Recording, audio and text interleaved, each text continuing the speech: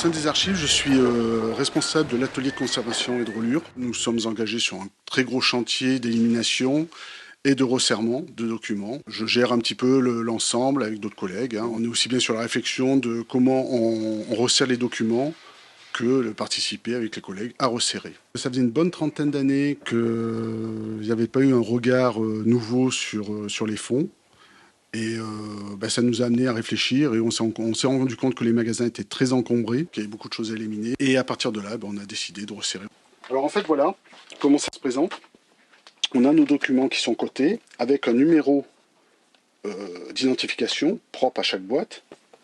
Alors la difficulté que l'on a, c'est que par exemple, on va avoir au sein d'un épi, on peut avoir des mélanges de numéros. Par exemple, le schéma classique, c'est qu'au milieu du 1336, les numéros se suivent, j'ai un 1294.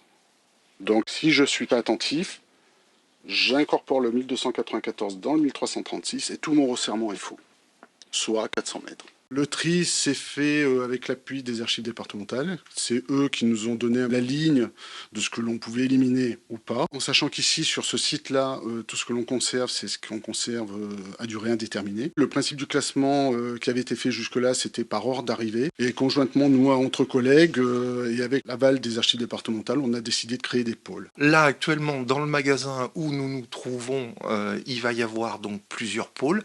Il va y avoir un pôle ressources humaines, un pôle état civil, et puis après, j'ai pas les connaissances réelles encore des autres pôles. Je les aide un peu à recenser les documents, tout ça, et on va dire en même temps, j'arrive à découvrir et à apprendre aussi. Moi, je savais pas comment ça se passait par rapport au numéro, comment ils les placent, et le numérotage, tout ça, les codes, et comment dire, où ils les rangent, et franchement ça va, ça se passe bien. Je référence mes codes par pôle à récupérer. Et je me donne des indications, le nombre de boîtes, si j'ai des manques. Si j'ai des manques sur une série, je me renseigne à savoir si la boîte a été éliminée ou si elle a été prêtée à un autre service. Voilà, pour prévoir la place, le cas échéant.